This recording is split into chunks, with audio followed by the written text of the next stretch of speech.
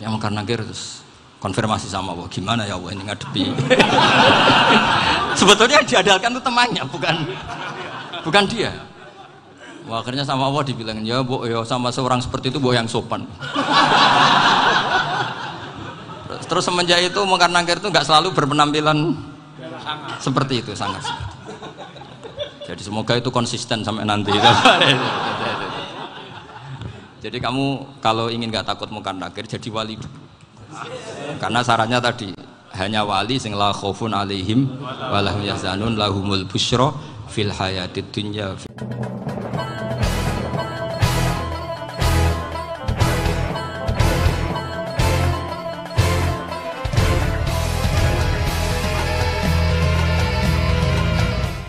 Pegang kunci surga, gak pegang kunci neraka. Maka aneh kalau kamu masuk neraka itu aneh. Coba kita pegang kunci surga apa kunci neraka? Tapi kadang teman saya suruh neraka ora ono kunci ini. Karena tidak ada pintunya. Terus saya bilang, kamu kok tahu? Memangnya mau ke sana, kata saya. Saya tidak punya rencana tahu neraka. Karena nanti di antara syafaatnya Quran itu orang kalau mau masuk neraka tidak jadi. Ya nggak apa-apa ya, diatur sendiri. Jadi di antara syafaatnya Quran itu orang nggak jadi masuk neraka. Jadi syafaat itu ada dua, dari neraka diangkat ke surga, dan itu bisa lama itu. Tapi kalau syafaatnya Quran itu yang belum masuk neraka supaya nggak jadi masuk neraka. Karena neraka juga punya aturan, dia juga kena aturan fikih. Jadi lo betul ini, saya ada guyon. Jadi kena konstitusi apa? Fikih. Sama tak ceritani syafaatnya Quran itu ada orang itu beling itu fasik. Itu dia hafal surat Tabarok. Hafal betul. Tabarakalladzi biyadihil mulku wa huwa ala kulli syai'in qadir alladzi khalaqal mauta wal hayata. Pertanyaannya gini, boleh enggak orang menginjek surat Baqarah? Boleh enggak? Enggak. Padahal orang hafal Quran itu artinya ayat itu ada di hatinya. Fa inna wa ta'ala la yu'adzibu qalban wa al-Qur'ana. Allah tidak akan menyiksa hati yang menyimpan Quran, yang jadi flash disknya Quran, yang jadi rekaman Quran. Singkat cerita orang ini hafal. Pas ketemu mungkar nakir prosedur kan, ini orang fasik mau diantemin sama mungkar nakir. Prosedur ya, dia kan prosedur standar. Si surat Tabarok akhirnya menjelma jadi seseorang yang gagah berani. Kamu nggak boleh nyiksa orang ini. Saya ini kalamullah. Kalau kamu nyiksa dia berarti nyiksa saya. Kamu berani sama kalamullah. Wah ya tidak berani jadi mungkar nakir. Tapi orang itu nakal, harus saya gebukin. Tapi kata Quran tadi, tapi saya di situ pasti kena saya. Oh debat, nggak ada lajnahnya ini nggak ikut. Kalau Gus ikut jadi lajnah. Kalau jadi lajnah pasti kroninan. Kalau santrinya dimenangkan nanti. Wah, akhirnya debat. Ya sudah kita ketemu Allah. Akhirnya mungkar nakir sama Quran tadi surat Tabarok datang sowan sama Allah. Terus kata Allah, memangnya kenapa mungkar nakir? Saya harus nyiksa dia karena dia fasik ya Allah. Memangnya kenapa surat Tabarok? Saya ada di situ. Menurut aturan orang tuh nggak boleh injak-injak Quran. Kalau dia nutuk saya, nutuk Quran, itu harus dikasih tahu fikihnya mungkar nakir. Akhirnya Allah ngendikan gini ke surat Tabarok, ya sudah terserah kamu. Kalau terserah kula Gusti, mungkar nakir nggak boleh nyentuh orang ini. Ya sudah selamat. Sehingga terus itu sampai baca di termasuk mujizatnya surat Tabarok di tafsir Ibnu Katsir banyak. Karena tadi logikanya malaikat itu juga kena aturan fikih. Sehingga banyak ulama termasuk Sayyid Muhammad ngendikan pertanyaan mungkar nakir itu tidak semua orang kena. Kalau semua orang kena nanti kalau tanya Nabi Muhammad, waman nabiyuka? Kacau kan jamnya. Nabi kamu siapa? Lu saya ini nabi. Ya kan? Lah nanti kalau pas ketemu Nabi Ibrahim, waman abuka? Jadi repot kan? Makanya ada kiai yang guyon kalau ditanya marab buka, saya ini guru tauhid sembrono. Saya ini ngajar umul barohin, kamu tanya marab buka. Masyhur itu keramatnya Imam Malik itu. Ada ashabu Malik, rajulun min ashabi Malik, beliau ditanya mungkar nakir marab buka menabi buka. Imam Malik datang, ini seumur-umurnya itu ngajar tauhid. Kok kamu bedai nggak sopan kamu? Dan kita berharap barokah sampean ngaji nanti itu. Yes. malaikat itu anak sungkane gitu. Jadi itu dan saya meskipun guyon itu serius. Bedanya orang alim sama ndak itu di situ. Kalau orang alim itu guyon itu masih bener, masih serius. Coba saya bacakan ayatnya. Ala inna auliya Allahi la khaufun alaihim wa lahum yahzanun. Terus lahumul busyra fil hayatid dunya fil akhirah. Artinya kalau mungkar nangkir dengan penampilan garang gitu, berarti ada ketakutan apa enggak?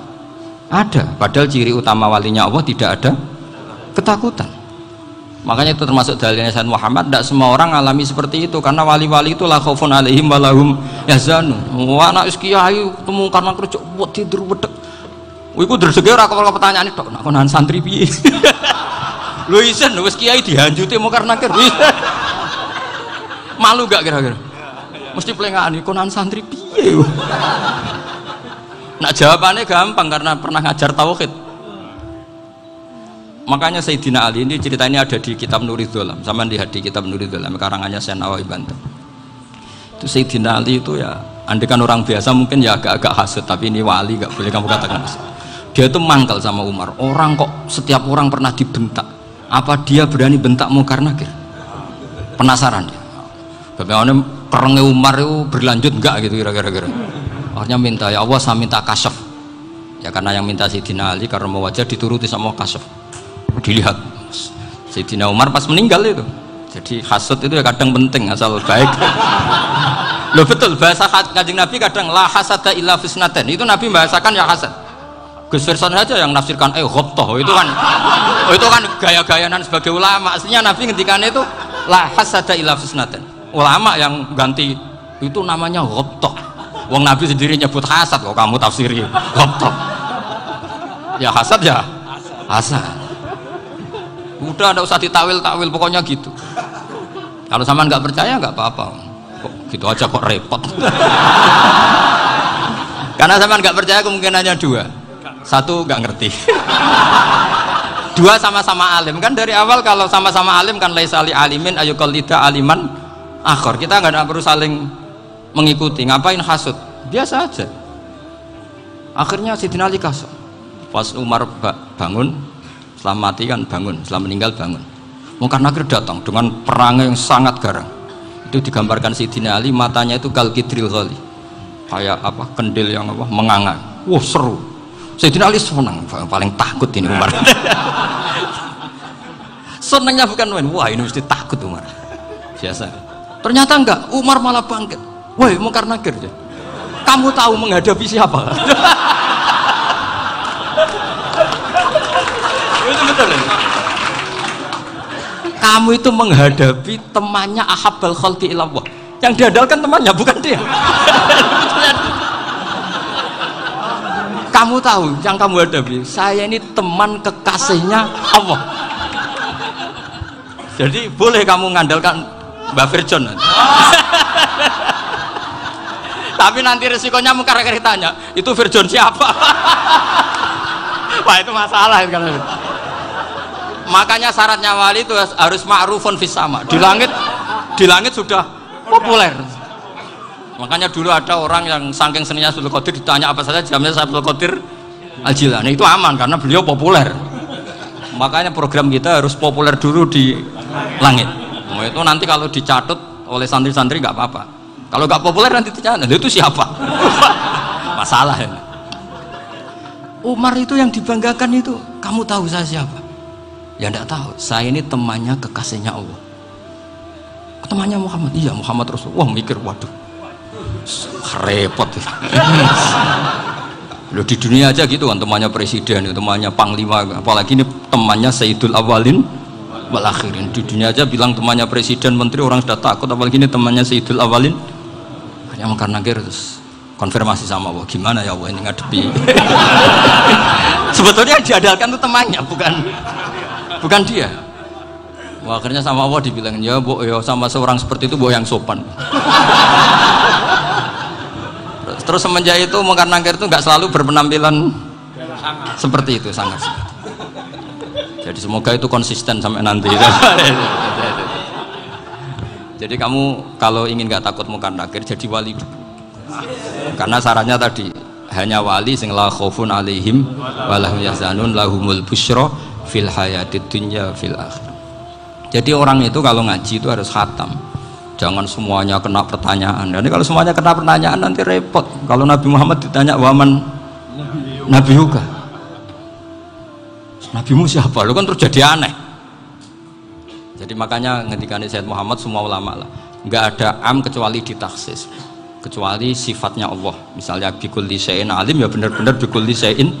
Tapi kalau am semuanya pasti ada taksis, meskipun dalam muhawarah muhadasah biasa.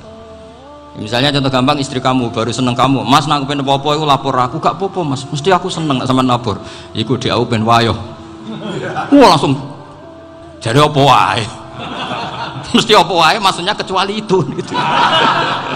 Padahal kalau ngomong, mas sampean ingin apa saja tak dukung, sampean bilang, pengen iku wayo. Kira-kira disetujui apa enggak?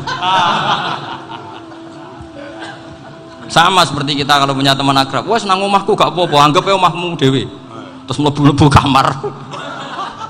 Jadi tidak ada am kecuali di taksis. Artinya kalau ada cerita bahwa orang mati pasti ngalami ditanya mungkar nangkir, itu pasti ada am yang di taksis. Itu pasti gak dialami para anbiya, para ya, karena ciri utama wali itu la khaufun alaihim walahum yahzan.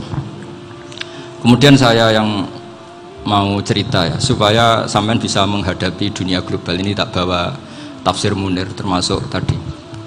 Kenapa orang Islam, Rasulullah SAW itu lebih senang kalau yang menang itu orang Nasrani Romawi, ketimbang yang menang itu orang Faris, dalam hal ini ateis.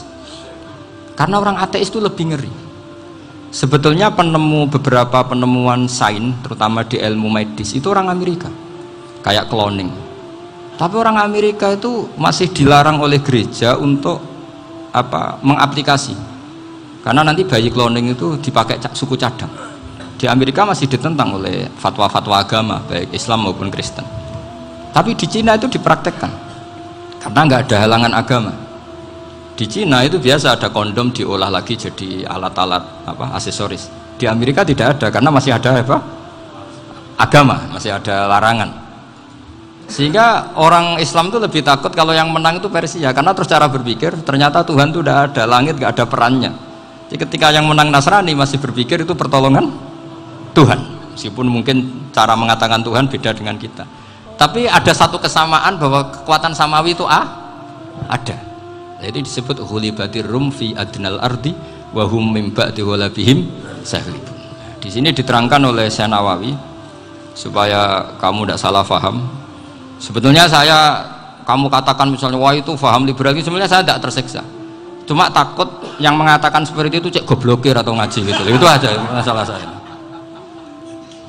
Ini saya baca ini karangannya Syekh Nawawi, karena tadi kata Mbak Firjon, ngaji itu harus sama orang yang bersanad.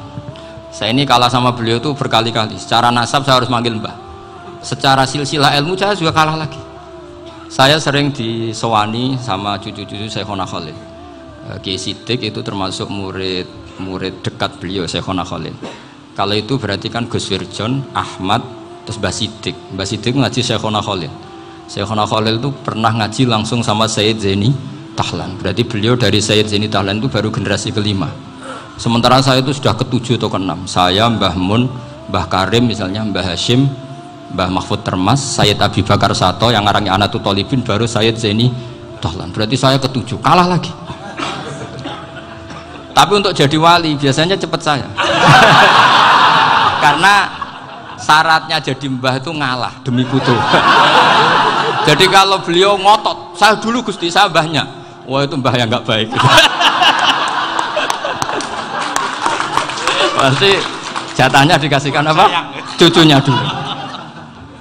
Makanya Abdul Muthalib itu orang yang dapat wangsit, tapi yang jadi nabi itu cucunya. Jadi dalil saya banyak.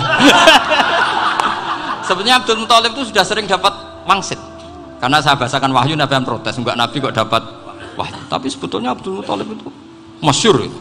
Kalimat-kalimatnya menunjukkan bahwa beliau itu sudah dapat wahyu kalau nanti cucunya itu jadi nabi. Makanya senangnya bukan main Abdul Muthalib sama Rasulullah. Putu seneng mbah, seneng putu. Jadi mungkin, jadi sampean enggak usah protes loh. Yang jadi wali kok cucunya. Dulu betul. Dulu Mbah Hamid Pasuruan itu kalau Mbah Ahmad Siddiq ke sana, Mbah Hamid Pasuruan kalau manggil Mbah Ahmad Siddiq itu paman. Tapi pamannya minta ijazah ke ponaan. Apa ya gara-gara itu memang. Kalau itu masih berlaku apa? Ngalah tadi. Kayaknya masih apa? Hawane masih. Hawane masih. Karena melihat tren-tren langit masih gitu kayaknya masih. Masih itu. Ya, tapi mbahnya tetap dapat jatah, tenang saja nanti. Tapi memang sebaiknya mbah itu legowo. Rasulullah Muhammad SAW itu terkenal min dzurriyyati Ibrahim. Tapi kata Rasulullah, ana dakwatu Ibrahim wa bisyaratu Isa. Aku nganti ngene iki barokah dongane Nabi siapa? Ibrahim. Jadi dongane Nabi Ibrahim ya tiba teng putu. Jadi banyak bukti bahwa jatuhnya ke putu gitu. Tadi saya di kamar sama beliau berduaan. Nih Mbah sing dadi wali dhisik ndi? Aku webang. Cocokan tadi. Nah, kenapa saya akhir-akhir ini gulirkan daftar wali? Kenapa? Saya ini resah ya, orang sudah ingin dicintai pejabat, dicintai tetangga, dicintai teman. Tapi kadang-kadang orang lupa lagi dicintai apa? Makanya saya meskipun guyon, tapi ini amdan, bukan sahwan. Supaya orang punya cita-cita lagi jadi wali, ingin dicintai Allah.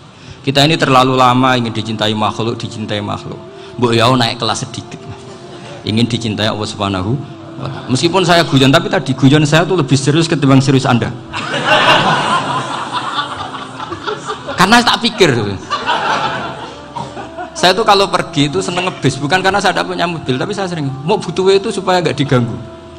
Karena saya tuh harus punya waktu sendiri. Kalau ngebis kan ketemu orang nggak kenal, tapi sekarang ya agak susah, banyak yang kenal. Dan susahnya lagi nggak minta ijazah, minta foto. Aduh. Repot tuh. Mau dibenci itu umatnya Rasulullah Shallallahu Alaihi Wasallam. Mau disetujui itu sanatnya mana? Kalau ketemu orang alim minta apa? Foto. Itu nggak ada sanatnya. Nggak tahu saya itu mazhab dari mana itu. Ya mazhab milenial yang jelas itu kan. Ini tak baca ya biar dapat. Karena ini kenangan saya sama Mbah Ahmad Siddiq. Saya masih ingat betul beliau ngisi hallnya Mbah Abdullah bin Umar, berarti abahnya Mbah Hamid. Karena mbah saya itu Fatimah binti Khalid bin Umar, kalau Mbah Hamid itu Hamid bin Abdullah bin Umar. Itu saya masih ingat betul zaman itu Mbah Hamid siap hall di Lasem itu rawuh dan saya derek mbah saya karena masih misanan datang ke Lasem. Itu beliau pas itu ngisi sama Mbah Mun. Mbah Mun masih muda, Ki Ahmad Siddiq sepuh senior.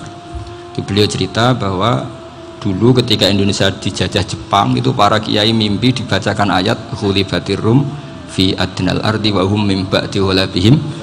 Terus ada kiai yang tanya, takwilannya gimana? Ya nanti Jepang pulang bukan karena kita yang mengalahkan, tapi Jepang ada yang mengalahkan sendiri, meskipun tidak kita. Kayak dulu Faris tidak dikalahkan Islam, tapi dikalahkan Romawi, tapi yang senang umat Islam. Wa yauma idzi yafrahul mu'min. Itu luar biasa ulama-ulama kita. Delalah kejadiannya Indonesia seperti itu. Yaitu kita tidak mengalahkan Jepang, tapi Jepang pulang sendiri karena dikalahkan apa? Sekutu. Ya ini saya baca. Ini tidak usah dicek bacanya benar apa enggak, sudah aman apa? Aman. Karena kalau saya salah itu ya sengaja. Artinya ya sengaja saja. Ya biasa maksudnya. Saya kemarin ngisi di Pondok Peloso, di Pondok Al Munawir Jogja. Salah itu ada dua, ada salah memang benar-benar salah, yaitu nggak apa-apa bisa dimakfu, karena mesti sangke wong goblok salah yang terus itu. Ada salah bawaan ilmu, itu repot tuh dadaninnya. Karena misalnya kita yang biasa belajar qiraah safah wayah sibuhu, mesti diulang lagi wayah sabuhu. Karena qiraahnya Imam Asim itu hasibah yah sabu bifathis sin. Sementara kita kalau ngaji kitab kulino yah sibu. Sehingga kita yang biasa belajar safah itu kalau baca kitab itu kayak orang bingung. Kadang-kadang yang ngaji juga bingung, Gus Pak mau cok bulan piling, ya tepat-tepatan. Ada yang mengatakan Gus Pak bingung, ada yang mengatakan Gus Pak alim alama, ya tepat-tepatan nasib tadi. Karena memang ya saf'ah memang seperti itu. Misalnya kufuan itu Imam Asim baca kufuan, tapi beliau punya murid namanya Syu'bah, itu kalau baca kuf'an. Makanya kita itu, ini kan khataman Quran ya, jadi saya menyinggung sedikit tentang qiraah saf'ah. Tadi beliau juga sudah tak kasih kitab saya Hifdzuna Lihadal Mushaf. Sama tak ajari latihan saf'ah, memang angel ya. Makanya yang nggak bisa itu wong pinter, sudah tahu angel ya nggak usah diteruskan kan. Orang menghindari barang angel itu pinter apa goblok? pinter. Berarti wong goblok pinter. Saya tuh makanya sama orang goblok tuh respect. Jadi orang alim tuh angel apa gampang? Angel. Menghindari barang angel pinter apa goblok? Loh, orang menghindari barang angel pinter apa goblok? Pinter. Berarti wong goblok pinter. Jadi saya sama orang-orang goblok itu respect. Sudah tahu jadi orang alim angel, ya barang angel ya harus dihindari. Makanya saya ini insya Allah umatnya Nabi yang termasuk yang terbaik. Amin. Karena mencintai umatnya Nabi termasuk yang goblok. Waduh, itu tidak gampang itu. Karena tadi sudah tahu ya, seperti itu loh orang naik panjat pinang itu yang naik karena ingin hadiah. Yang nonton sudah tahu, wah licin kok dinaikin, mau keplok ya. Tapi orang sepakat yang nonton juga pinter karena sudah tahu ribet kok. Tuku yang pasar kena lah apa mana. Sama juga gitu. Ngalim tafsir angel, ngalim fikih angel. Tapi karek ngaji ngerekam kan gampang. Itu pinter apa goblok? Pinter. Iya. Makanya kula niku mbok burohno ngono tok. Saya tadi dinasihati Mbak Firjon, muga-muga hati saya selamat. Saya itu meskipun kata orang banyak, muhibbin saya banyak, tapi saya insya Allah tidak riya. Saya itu pakai kitab namanya Tasbidul Fuad, itu karangannya Sayyid Abdul Al-Haddad. Ketika beliau punya muhibbin banyak ditanya, bagaimana ya Habib Anda menjaga hati Anda? Jamnya Sayyid Abdul Al-Haddad itu unik. Innama azzamu Allah. Mereka itu sebenarnya menghormati Allah, cuma butuh sarana, dan itu saya. Jadi saya tahu sampean semua itu mencintai Quran, mencintai sunnah Rasul, mencintai hadis-hadis Rasul. Cuma sampean kan karena nggak paham, terus manfaatkan saya. Jadi sebenarnya saya ini korban. Korban. Jadi saya mau riak gimana? Korban kok mau. Bangganya di mana tuh? Coba sampean misalnya ngaji tafsir, belajar sendiri kan susah. Terkibnya susah, maknanya susah. Bahkan beli kitabnya kadang nggak kuat. Loh, untuk jadi alim tafsir itu kan harus beli kitab. Loh, saya sering belajar kitab itu jutaan. Tafsir Tobari, saya pernah beli kitab Fakhrur Razi itu berapa coba? 27 jilid. Karangannya Fakhrur, belum karangannya ulama modern Imam Sya'rawi. Itu berapa jilid? Itu jutaan. Saya kemarin juga dihadiahi kitab Pak Quraish Shihab namanya Faidul Bari fi Syarhil Bukhari. Pak Quraish Shihab yang terkenal. Dia sering diskusi sama saya. Saya ngasih hadiah beliau ngasih hadiah saya. Oh itu harganya nggak kuat. Tidak kuat kadang di Indonesia nggak ada coba. Dan sama orang hebat menghindari kesulitan itu. Nah, kesulitan itu sebab ngaji ikut, kalau nggak paham dirukok rekamannya sudah gitu.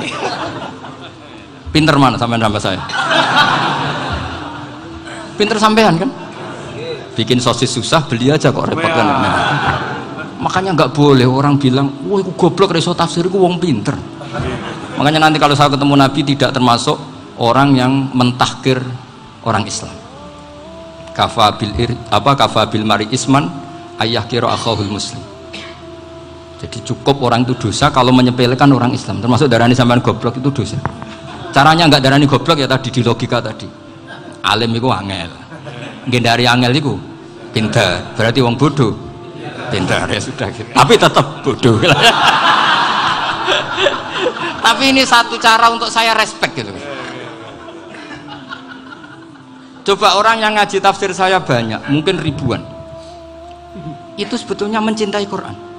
Karena Quran adalah kitab suci yang panduannya umat Islam. Sangat mencintai Quran. Terus kemudian mereka nggak paham. Terus mencari orang yang memahamkan. Burohno lah cara jawabannya. Terus keren saya itu di mana coba? Lah terus mereka kurang ajarnya gini, kalau paham itu ya alhamdulillah paham. Kowe nak ngaji Gus Bae ngono tok. Tapi nek ora paham, ora nyalano akale. Mari Gus Bae nerangno cepet, mulane gak paham. Ora kok nyalano teke sing lelet. Itu kan Masya Allah, naudzubillah. Sebetulnya tingkat kurang ajarnya tinggi Gus.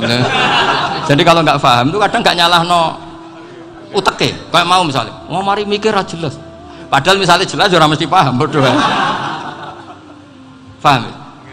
Jadi kata Sayyid Abdul Haddad, innama azzamu Allah. Sebenarnya mereka itu sangat menghormati Allah. Makanya kita nggak perlu mengatakan wasilah itu kafir, nggak akan. Karena orang tawasul sama Rasulullah itu ingin dapat ridhonya Allah lewat orang yang dicintai Allah. Kita mencintai wali sebenarnya, wah itu kekasih Allah. Kita mencintai itu karena mencintai Sama seperti gini, kamu mencintai kangkung apa enggak? Sebenarnya sama sekali enggak. Tapi kamu ingin sehat, ada asupan gizi. Kamu ingin tubuh kamu sehat, butuh asupan gizi. Kemudian kamu makan kangkung. Apa terus kamu cinta kangkung? Kan enggak. Cinta kesehatan kamu sama. Orang yang mencintai saya sebenarnya ingin kepuasan rohani. Saya kan termasuk kiai yang torekonya gampang. Ini swarga kan akhirnya penggemarnya banyak. Coba kalau kamu ini neraka. Jadi sebetulnya Anda mencintai kepuasan Anda Nah, saya ini korban. Makanya untuk masuk surga cepat saya, korban itu cepat. Da'watul mazlum la turaddu kan gitu. Laisa bainahu wa bainallah hijab. Jadi saya kalau donga langsung seret langit. Karena mazlum. Saya sinau tafsir itu, Pak, sampean bayangkan ada tafsir itu sudah 27 jilid. Sing ngarang Fakhrul Razi itu bulatnya bukan main. Karena dia ahli filsafat. Bulatnya Masya Allah. Sudah gitu sinau Jalalain kadang dikomen oleh Sawi. Sudah kita percaya Jalalain boleh dibully Sawi. Percaya Sawi dikandani, oh itu Maliki rasa ribet. Sudah gitu sinau Qurtubi, sinau tafsir Tobari itu susahnya. Belinya susah, belajarnya susah. Padahal saya punya keluarga, punya istri, punya anak. Bayangkan kalau istri saya rewel kayak istri sampean. Wah itu, tapi alhamdulillah enggak. Sama sekali enggak. Allah sudah milihkan, wah ini bahaya kalau punya istri rewel. Imam Sibawai itu kitabnya banyak, tapi yang terbukukan hanya kitab Sibawai. Karena beliau kalau sudah belajar lupa istri. Hanya pas beliau di pasar, kitabnya dibakar semua sama istrinya. Karena dianggap saingannya. Ternyata yang dicerai tidak kitabnya, malah istrinya. Itu Imam siapa? Sibawai. Tapi alhamdulillah kitab saya nggak terbakar, aman. Saya teruskan ya. Jadi untuk menjaga riya dilatih innama azzamu Allah. Sebenarnya mereka itu menghormati. Sehingga wasail-wasail itu sebenarnya nggak pernah jadi subjek pelaku utama, tetap Allah. Sebab itu kata Sayyid Muhammad, kamu kok mengatakan wasilah itu kafir itu gimana? Ketika innallaha qad ba'atsa lakum taluta malika. Talut itu ya manusia. PD-nya itu apa? Inna ayata mulkihi ayyatiyakumut tabut fihi sakinatum min rabbikum wa baqiyatum mimma taraka alu Musa wa alu Harun tahmiluhul malaikah. Jadi beliau PD itu kalau bawa sunduk semacam peti sakti, sing di situ ada baqiyatum mimma taraka alu Musa wa alu Harun tahmiluhul malaikah. Ya kayak semacam jimat. Tapi saya bukan mensyariatkan jimat enggak, karena nanti banyak penjual yang pembohong juga gitu loh. Cuma cerita, kamu tidak usah mengatakan kafir. Dulu Tolut PD-nya kalau bawa sunduk semacam peti kesaktian yang di situ ada baqiyatum mimma taraka alu Musa wa alu Harun tahmiluhul malaika. Sehingga Khalid bin Walid meskipun beliau sahabat dan menyaksikan wajah Rasulullah SAW, itu bawa sya'aratun min sya'aratihi Rasulullah SAW, bawa rambutnya Nabi. Perang kemana-mana itu diletakkan di pecinya. Nanti sama tanya lagi, masa pakai peci Khalid bin Walid itu? Wah panjang, sampai itu repot. Sampai tak warai ngaji usul fikih. Usul fikih itu kalau ngaji itu ada istilah tangkihul manat. Ini mesti ini wilayah yang kita bisa berdebat sama Mbah Firjon. Dulu itu musuh saya karena saya makili Anwar, beliau makili Peloso. Tapi tahu-tahu kalah tua terus saya mengundurkan diri. Di fikih itu ada istilah, ada tangkihul manat, ada tahqiqul manat, ada tangkihul manat. Tangkih itu kira-kira gini, lafadz hadis itu dibuang sekian untuk tahu bahwa itu madarul hukmi. Misalnya gini, tak beri contoh paling gampang. Sama harus paham, kalau nggak paham nggak pinter-pinter. Ja'a a'rabiyun ila Rasulillah sallallahu alaihi wasallam. Ya karena ini menghormati Mbah Ahmad Siddiq, beliau orang alim, jadi ngaji ini tetap ada suasana alim. Ya harus ada suasana alim. Nggak perlu jadi orang alim, tadi susah. Sudah ngindari susah itu pintar. Sudah itu aja. Jadi orang alim susah, ngindari barang susah pintar. Berarti orang tidak alim pintar. Nah, meskipun tetap sudah kita itu pegangi sampai mati nanti. Loh, jadi orang alim itu repot.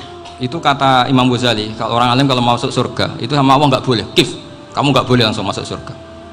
Coba cari umat kamu, syafaati dulu. Nah, saya takut nyari sampean nggak bisa kembali. Saya tidak punya rencana itu. Pokoknya masuk. Boleh sampean aduan balik raroh dewa, repot nanti saya. Berat jadi orang alim itu berat. Ya saya teruskan ya. Ada tangkihul manat. Ja'a a'rabiyun ila Rasulillah sallallahu alaihi wasallam. Faqala ahlaktu wa ma ahlakaka qal waqatu imraati fi nahari Ramadan. Ya Sinta, saya ini rusak ya Rasulullah. Kenapa? Karena saya menjima istri saya fina hari Ramadan. Terus kata Nabi, kamu harus bayar kafarah. Napa Nabi kafarah? Puasa 2 bulan.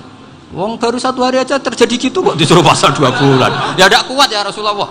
Baru berapa hari saya puasa aja kecelakaan seperti itu. Apalagi kalau sampai 2 bulan. Tidak ya Rasulullah. Ya sudah kalau gitu kamu pertama ngasih makan apa? Itku rokobah kan, pertama merdekakan budak. Tapi kan sekarang nggak ada budak, makanya terus sekarang langsung puasa. Wah ini nggak bisa semua. Ya sudah ngasih makan orang 60. Kasihkan siapa ya Rasul? Ya orang fakir. Saya ini paling fakir. Di kampung saya ini orang paling fakir. Jadi mulai dulu orang fakir itu hubungan suami istri itu paling lancar. Mulai dulu. Makanya orang fakir itu anaknya banyak. Karena hiburannya hanya itu. Wong Ramadan aja. Coba mau ke ATM nggak punya uang, mau antri di bank nggak punya, mau apa coba? Itu mulai dulu. Ini sanatnya mutasil. Wah, akhirnya sudah sanksinya kan tadi ya itqu raqabah atau puasa 2 bulan berturut-turut atau ngasih makan 60 orang miskin. Lalu kata ahli usul fikih, kata Arabi dibuang, nggak menjadi catatan hukum. Orang kota pun kalau melakukan itu juga kena sanksi yang sama. Imro'atau juga dibuang. Andai kan itu dilakukan untuk amatnya juga ketentuannya sama. Nah sekarang perdebatan antara Imam Syafi'i dan Imam Malik begini. Sekarang pertanyaan gini, jima istri itu hukumnya boleh apa haram? Boleh kan? Lalu kalau ada orang tanpa udzur kemudian makan siang-siang, cara Imam Malik hukumnya sama, harus kena sanksi yang sama. Karena sama-sama hadku hurmati Ramadan bighairi udzrin syar'iyyin. Sama-sama merusak hukum Ramadan tanpa udzur syar'i. Lo jima itu tidak zina. Kan hukumnya jais. Nah, sekarang makan hukumnya jais, harusnya juga kena ketentuan yang sama. Cara pikirannya Imam Malik. Nah, alhamdulillah Imam Syafi'i gak setuju. Wah, cara setuju repot. Bahkan orang-orang Syafi'i sudah punya khilaf, kalau gitu minum dulu. Iya, biar iftarnya pakai minum. Setelah minum baru jima kan. Ini sudah menyiapkan khilafnya. Ini khas Syafi'i ini, bongsong rekayasa hukum. Nanti bisa belajar jauh cara ngakali hukum. Makanya guyonan yang masyhur Gus Dur itu gitu. Ada seorang kiai atau Gus lah, ya punya salah, namanya manusia kan punya salah, entah cangkruk entah apa, pokoknya punya salah. Ada wartawan yang ngiranya semua kiai itu orang suci, sehingga tanya sama Gus Dur, Gus itu ada kiai kok ya pokoknya salah lah gitu.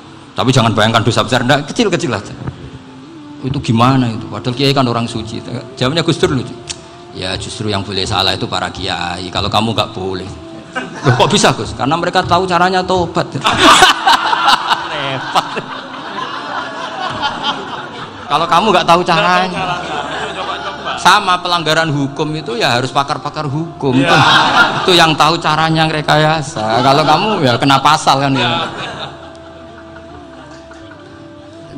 Jadi kamu jangan niru saya ini punya sekian cara untuk nah, itu namanya khilaf. Makanya kata Sayyid Muhammad, kamu tidak usah anti khilaf, karena Abu Hanifah itu membolehkan khilaf, kitabul khiyal. Yang penting kamu soleh dulu, setelah soleh nanti Allah maklumi. Soleh dulu, syaratnya soleh dulu. Kalau tidak soleh jangan. Contohnya gini, ada orang mau puasa lemes sekali, mau makan gampang. Kalau langsung makan kan kayak hadku hormati Ramadan biwiri udrin syar'iyyin. Aku langsung mau jembera sowan Mbah Firjon. Sudah status saya apa? Musafir. Ya sudah, berangkat aja sampai Tuban makan. Nanti kalau nggak jadi ya nggak apa-apa, sudah. Kan mulai pergi sudah musafir. Saya tidak tahu nanti malaikat tertarik gebuki nggak tahu. Tapi itu ada khilafnya, asal soleh lah. Karena kata Sayyid Muhammad dan semua kitab mengatakan itu. Kalau sama nggak tahu ya kebablasan. Nabi Ayub, yang nabi yang terkenal Gudiken itu siapa? Ayub ya. Itu yang Israiliyatnya kan seru. Gudiken dikukur bek kreweng itu terlalu lah kalau itu. Untuk kreweng konti ning Arab ora kreweng itu sudah masalah itu. Singkat cerita, Nabi Ayub ketika diasingkan kaumnya itu kan nggak punya sumber makanan.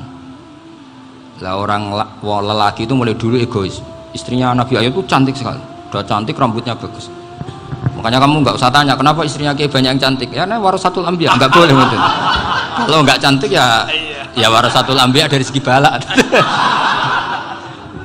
Istrinya Nabi itu semuanya cantik. Nggak usah tanya sebabnya apa, pokoknya gitu, semuanya cantik. Singkat cerita, beberapa kali istrinya Nabi Ayub itu kerja demi bisa nafkahi Nabi siapa? Suatu saat itu tidak ada pekerjaan yang cukup untuk beli roti. Satu-satunya peluang dapat rezeki itu putrinya raja itu rambutnya berondoli. Terus ada sayembara siapa yang rambutnya bagus mau dibeli. Sampai rambutnya istrinya Nabi Ayub itu dijual. Nabi Ayub tersinggung karena itu mengurangi kecantikan. Jadi lelaki mulai dulu gitu. Udah nggak urun kalau istrinya nggak cantik itu komplain. Itu khasnya lelaki. Jadi kalau kamu gitu ada sanatnya juga, tenang saja ya. Komplain ya pegawaian itu. Saking mangkelnya Nabi Ayub terus ngendikan la adriban naki mi'ata sautin. Kamu akan saya pukuli dengan mi'ata sautin atau dengan 100 cambukan.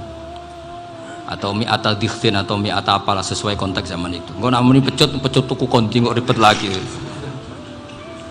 Singkat cerita akhirnya ketahuan bahwa istrinya menjual itu demi Nabi Ayub.